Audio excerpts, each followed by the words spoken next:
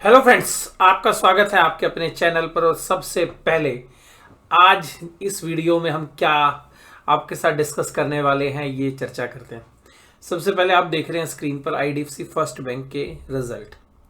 नहीं sir, result तो नहीं देख रहे, हम तो शेयर प्राइस देख रहे हैं। तो रिजल्ट देख लीजिए, ये है रिजल्ट।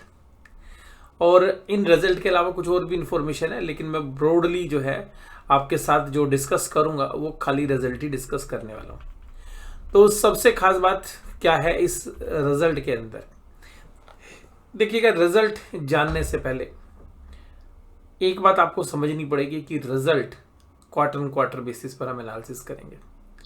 जिस क्वार्टर के रिजल्ट आए हैं वो क्वार्टर एक फेवरेबल क्वार्टर होता है। किस वजह से? रीजन है कि फेस्टिवल सीजन होता है और अक्टूबर, नवंबर और दिसंबर 2023 के रिजल्ट हैं ये। इनका कंपैरिजन हम करेंगे जो इससे पिछला क्वार्टर था, यानी कि जुलाई से सितंबर 2023 का। रीजन बड़ा सिंपल है, क्योंकि जो लोन बुक है वो तो देखिएगा, पिछले साल क्या लोन बुक थी उससे क्या लेना देना। आपने जो लोन सितंबर तक दे दिए थे तो उन पे सब पे आपको पैसा तो आना शुरू हो ही गया। इसी तरीके से जो सितंबर तक आपके पास डिपॉजिट थे वो तो कंटिन्यू करने वाले हैं आपके पास।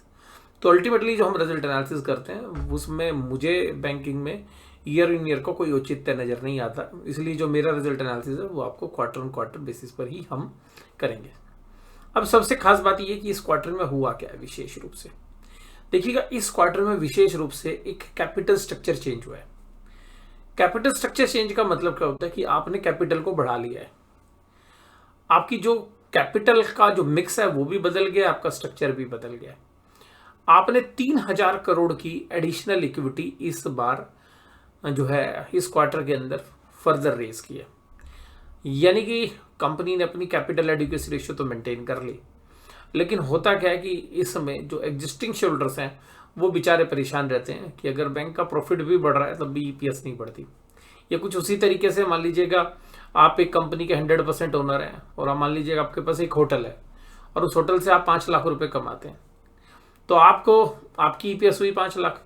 लेकिन आप एक होटल में एक और मालिक को ऐड कर लेते हैं कि भाई चलो एक और होटल खरीदते हैं, उसके लिए एक नई इक्विटी रेज कर लेते हैं। एक और मालिक हो गया, यानी कि एक से बढ़कर 2 पार्टनर हो गए। और उससे भी अगर मान लीजिएगा 4 लाख रुपए की इनकम आने लगी तो कुल कितना हो गया? 5 और 4 9 लाख। लेकिन अब शेयर एक से बढ़कर 2 हो गए तो आपकी ईपीएस कितनी होगी? 4.5 लाख। रिपोर्टिंग करने के लिए तो बहुत बढ़िया लगेगा कि 5 लाख से प्रॉफिट बढ़कर 9 लाख रुपए हो गया। लेकिन मैं हमेशा शेयर होल्डर्स को ये बात बोलता हूँ कि आप हमेशा अपने प्रॉफिट पर ध्यान रखिएगा, यानी कि आपकी ईपीएस क्या बढ़ेगी। आपने तो एक शेयर लिया, आपने पूरी कंपनी तो नहीं खरीदी है। तो आप हमेशा ईपीएस पे फोकस करा करो और ईपीएस में भी हमेशा डाइल्यूटेड ईपीएस पे फोकस करा करो। तो ये जो कैपिटल स्ट्रक्चर में जो चेंज होते हैं या जो कैपिटल मिक्स बदलता है उसकी वजह से आपकी ईपीएस पे जो है इंपैक्ट पड़ता है। डेट इक्विटी का मिक्स बदल जाए या आपकी इक्विटी फर्दर रेज हो जाए तो उस केस में आपकी ईपीएस बदल जाती है। तो हमेशा जो आप ओवरऑल प्रॉफिट पर ध्यान ना रखा करें, आप हमेशा अपनी ईपीएस पे ध्यान रखा करें। अब बात यह कि शेयर चल रहा है 88 रुपीज के आसपास। कंपनी की मार्केट कैप है आज की डेट में लगभग 62,000 करोड़ रुपए, 62,000 करोड़ रुपीज के आसपास की मार्केट कैप है। 62,000 करोड़ रुपए के आसपास की मार्केट कैप है। और ये जो शेयर है बुक वैल्यू पर अगर हम देखें तो ये प्राइस अर्निंग पर 19.85 है, यानी कि आज की डेट में इस बैंक की जो वैल्यूएशन है आज की डेट में मैं आपके साथ चर्चा करूं, इसकी वैल्यूएशन आज की डेट में एचडीएफसी बैंक से महंगी है, आज की डेट में आईसीआईसी बैंक से महंगी है। मैं प्राइवेट सेक्टर के बैंक की बात कर रहा हूं। और इसके अलावा अगर हम कोटक महिंद्रा बैंक की भी बात करें तो उसके इर्द गिर्द है। मैं ये तो नहीं कहूँ कोटक, हाँ कोटक स्लाइटली हायर वैल्यूएशन पर ट्रेड हो रहा है। तो लेकिन अगर आप एचडीएफसी बैंक या आईसीआईसी बैंक से मैच करेंगे, जो बड़े हैं बैंक में साइज में, उससे अगर आप कंपेयर करेंगे तो उनसे महंगी वैल्यूएशंस पर ये आज की डेट में प्राइवेट सेक्टर का बैंक ट्रेड हो रहा है।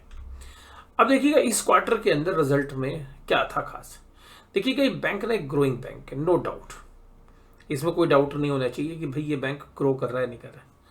लेकिन इसकी ग्रोथ के पीछे का जो राज है और जो शेयर होल्डर्स को ये रिटर्न दे रहा है उसकी चर्चा हम इस वीडियो में जरूर करेंगे। अब देखिएगा यहां पर इस बैंक ने क्या किया। इस बार जो इंटरेस्ट था, जो इन्होंने इंटरेस्ट अर्न किया, वो पिछले क्वार्टर के मुकाबले में 8.46%, यानी कि जो इंटरेस्ट की इनकम थी जो लोन्स के ऊपर थी चाहे आपकी इन्वेस्टमेंट के ऊपर इंटरेस्ट था, चाहे आपने आरबीआई के पास पैसा रखा था, वो टोटल इंटरेस्ट आपका 8.46% बढ़ा। ये बढ़ोतरी काफी अच्छी मानी जाएगी। एक क्वार्टर में 8.5% की बढ़ोतरी बहुत अच्छी जो है बढ़ोतरी मानी जाएगी। अदर इनकम का जो फिगर्स है, जिसमें फीस बेस इनकम है, और उसमें जिसमें कंपनी की मैनेजमेंट ने लिखा है इन्वेस्टर प्रेजेंटेशन में, मोस्टली जो ये है ये अप्रोक्सीमेटली 90% के आसपास ये रिटेल पोर्शन से ही है।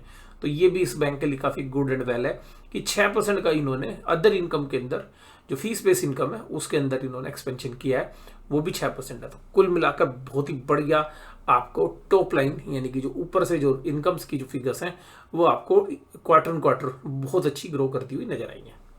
अब वहीं पर अगर हम देखें कि भाई इंटरेस्ट का खर्चा कितना बढ़ा, तो वो बढ़ा है 5.5%। यानी कि आपने जो नेट इंटरेस्ट मार्जिन है उसको बहुत अच्छे से मेंटेन किया है, और आपने 8% का इंटरेस्ट लेने में बढ़ाया है, देने में आपने मात्र 5.5% बढ़ाया है। Good and well. लेकिन अगर हम बात करें कि भाई जो एम्प्लॉय के खर्चे थे, एम्प्लॉय की कॉस्ट थी, वो भी मामूली सी बढ़ी है 2.46, फिर ये गुड एंड वेल, बहुत ही बढ़िया। लेकिन जहां पर अदर ऑपरेटिंग एक्सपेंसेस की तरफ आप आएंगे, क्योंकि जो इंटरेस्ट इनकम कमा पाए हैं वो ब्रांच एक्सपेंशन की वजह से है, तो ब्रांच एक्सपेंशन हुआ है इनका, लेकिन उसमें ऑपरेटिंग एक्सपेंसेस की जो फिगर्स है उस पर अगर आप जाएंगे तो वो भी तकरीबन 12.65% बढ़ी है। तो इसका मतलब है कि जो प्रॉफिट है उसके अंदर ऑपरेटिंग एक्सपेंसेस, जो अदर एक्सपेंसेस है, उसकी फिगर काफ़ी ज़्यादा है, जो कि मतलब ग्रोइंग बैंक में होती भी है। तो उस वजह से थोड़े से एक्सपेंसेस यहाँ पर बढ़ते हुए नजर आएंगे। ऑपरेटिंग प्रॉफिट्स में तकरीबन 1510 करोड़ से बढ़ाकर 1562 करोड़ रुपए आए हैं, और तकरीबन 52 करोड़ का ऑपरेटिंग प्रॉफिट बढ़ा है। Good and well, very good, बहुत अच्छे। ये जो प्रॉफिट है 52 करोड़ का बढ़ा है। यहां तक सारी पिक्चर बहुत बढ़िया है सर, यहां तक सारी पिक्चर बहुत बढ़िया है। लेकिन अब इस बढ़ोतरी के बाद अब आगे जो चीज मैं आपके साथ चर्चा करूंगा, पहला जो डेंट आ रहा है वो आप ध्यान से समझिएगा। पहला डेंट आ रहा है प्रोविजंस के ऊपर। असेट्स क्वालिटी अब इंप्रूव नहीं हो रही, यानी कि जो असेट्स की क्वालिटी है वो इंप्रूव नहीं हो रही। अब आपको असेट्स क्वालिटी मेंटेन करने के लिए ज्यादा राइट ऑफ्स करने पड़ रहे हैं, यानी कि जो आपके प्रोविजंस हैं जो SMA 1 में है, SMA 2 में है, वो अब आपको राइट ऑफ करने पड़ रहे हैं, यानी कि वो आपको अपने प्रॉफिट एंड लॉस में लाने पड़ रहे हैं। अब वो प्रोविजंस के साथ साथ वो आए हैं, तो 528 करोड़ से बढ़कर 654 करोड़ हो गया, और ये मेरा सबसे पहला सेटबैक है इस फाइनेंशियल स्टेटमेंट का, जहां पर कि सब चीजें इतनी खूबसूरती से जो है मैनेज हो रही थी, बढ़िया हो रही थी, लेकिन जैसे ही आप इस फिगर पर आएंगे 23.8% असेट्स क्वालिटी में रिस्क आ गया। देखिएगा, इसमें एक अल्टरनेटिव इन्वेस्टमेंट फंड्स हैं, वहां का प्रोविजंस भी हैं, तो मोस्टली बैंकों में वो प्रोविजंस बड़े हैं, लेकिन यहां पर उसके अलावा भी जो है रिटेल बैंकिंग के अंदर भी जो है आपको थोड़ा सा ध्यान रखना पड़ेगा कि रिटेल बैंकिंग में भी उतना बेहतर नहीं हो रहा जितना मैनेजमेंट एंटिसिपेट कर रही थी। तो असेट्स क्वालिटी के जो रिस्क है वो आपको अब रिटेल के अंदर भी स्लाइटली जो है फेस करने पड़ रहे हैं, और वो केवल इसके लिए नहीं, बाकी बैंकों के भी प्रोविजंस बढ़ के आए, और भी रिजल्ट एनालिसिस हम करेंगे आने वाले समय के अंदर। अब अगर हम आगे की बात करें कि भाई ऑपरेटिंग प्रॉफिट जो है वो आफ्टर टैक्स क्या आया, सॉरी आफ्टर प्रोविजंस क्या आया, यानी कि जो वो PBT हो गया, यानी कि प्रॉफिट बिफोर टैक्स, तो उस फिगर में अगर आप देखने की कोशिश करेंगे तो 981 करोड़ से घटकर 907 करोड़ हो गया, यानी कि तकरीबन 8% का उसमें डी ग्रोथ हो गया। तो आपका प्रॉफिट 8% घट गया क्वार्टर ऑन क्वार्टर। अब पहली चिंता इन्वेस्टर के दिमाग में आ गई कि यार कंपनी ने 8% प्रॉफिट घटा दिया। भाई 8% घटा एक ही वजह से है, मेजरली वो घटा है भाई असेट्स क्वालिटी में जो प्रोविजंस मेंटेन की हैं, और RBI इस मामले में सख्त हो रहा है, तो वो भी एक रीजन इसमें है। अब ये तो बात हो गई कि भाई यहाँ पर जो ऑपरेटिंग प्रॉफिट्स हैं वो घट के आए हैं, तो क्या नेट प्रॉफिट पे भी असर पड़ा है? हाँ जी, नेट प्रॉफिट पे भी असर पड़ा है, और क्योंकि पिछले बार टैक्स थे तो यहाँ पे टैक्स की सेविंग इस बार है जरूर, लेकिन 751 करोड़ के प्रॉफिट थे वो घटकर 715 हो गए, यानी कि उल्टे हो गया, 51 से 15 हो गया। तो ये 4.8% की डी ग्रोथ है प्रॉफिट के अंदर, नेट प्रॉफिट आफ्टर टैक्स, इससे लेना देना है। अब शेयरहोल्डर कहेगा चलो तो मेरी EPS 4.8% घटेगी, नहीं, EPS 4.8% नहीं घटेगी आपकी, कहीं ज़्यादा घटेगी। आप कहोगे सर ज़्यादा कैसे घट जाएगी, जो प्रॉफिट आफ्टर टैक्स ही 4.8% घटा है तो मेरी ईपीएस ज़्यादा कैसे घट सकती है। जो मैंने वीडियो के शुरू में आपसे बात की, भैया अगर एक होटल के पैसे आपने खुद लगाए थे और दूसरा होटल खरीद के दूसरा साझेदार आपने शामिल कर लिया तो आपकी ईपीएस तेजी से घटेगी, आपकी ईपीएस पहले से भी घट जाएगी अगर आपके प्रॉफिट डबल नहीं हुए तो। यही हुआ इसके साथ, एक तो प्रॉफिट घट गया 4.8 और 3,000 करोड़ की नई इक्विटी इन्होंने रेज की, तो नंबर ऑफ इक्विटी शेयर बढ़ गए। तो जो भैया पुराने शेयर होल्डर शेयर लेके बैठे हुए थे वो कह रहा भाई नया शेयर होल्डर भी आ गया, वो भी इस प्रॉफिट में साझेदार है। तो अल्टीमेटली क्या हुआ, 4.8% तो आपका प्रॉफिट घट गया और एक नया साझेदार और आ गया जो ये कह रहा है कि मैं आपकी इक्विटी को डाइल्यूट करूंगा, यानी कि आपकी ईपीएस को भी डाइल्यूट करूंगा, यानी कि आपकी ईपीएस भी घट के आएगी। तो वही हुआ है, 9.73% घटी है ईपीएस, तो वो 4.8 से भी डबल हो गई। और अगर हम पिछले साल से भी कंपेयर करें तो एक साल में इसकी रिटर्न आई है 4.2%। तो अगर कंपनी ये रिपोर्ट करे कि भाई प्रॉफिट पिछले साल 604 करोड़ था जो इस बार 715 करोड़ हो गया, अगर वो कंपनी की मैनेजमेंट ये कहती है कि जी हमने तो 19% 18% की प्रॉफिट ग्रोथ दिखाई है, तो भाई साहब शेयर होल्डर के हाथ में तो खाली 4% आई है जिसके पास शेयर है। तो एक इक्विटी होल्डर पे तो 4% 4.2% की रिटर्न आई है। तो ये चीज़ें होती हैं, ये जब अखबारों में छपती हैं, मीडिया में आती हैं, तो बताया जाता है प्रॉफिट पिछले साल से 19% बढ़कर आया। अरे भाई तुम्हें क्या मतलब 19% बढ़ के आया, तुम्हारे हाथ में तो 4% ही आया है, क्योंकि तुम्हारा को तो इक्विटी डाइल्यूशन का सामना करना पड़ा है 4.2%। और यही इस बैंक के साथ बड़ा चैलेंज है कि इसमें इक्विटी डाइल्यूट होती रहती है, यानी कि जो ग्रोथ करने के लिए ये बोरोड कैपिटल मिल नहीं रही है आज की डेट में, क्योंकि कॉस्ट ऑफ कैपिटल महंगी है। जब से यूएस में रेट ऑफ इंटरेस्ट बढ़े हैं तो अल्टीमेटली नई इक्विटी ये रेज कर लेते हैं, और नई इक्विटी में क्या होता है, प्रॉफिट बढ़ा भी लोगे तो शेयर होल्डर के हाथ में नहीं, अगर प्रॉफिट घटेगा तो ईपीएस बहुत तेजी से घटेगी। और इसका एक बड़ा पैमाना मैं अभी आप सभी शेयर होल्डर्स को बताता हूँ, एक रेशियो आप हमेशा चेक करिएगा जिसको बोलते हैं रिटर्न ऑन असेट्स।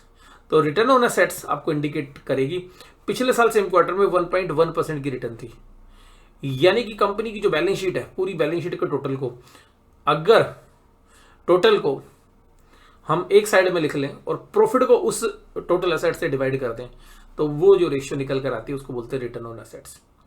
मान लीजिएगा कंपनी का प्रॉफिट है 100 करोड़, बैलेंस शीट का साइज है 10,000 करोड़, तो 100 crore divide by 10,000 crore balance sheet का साइज, इक्विटी से बात नहीं है, तो वो रेशियो निकल कर आएगी 1%।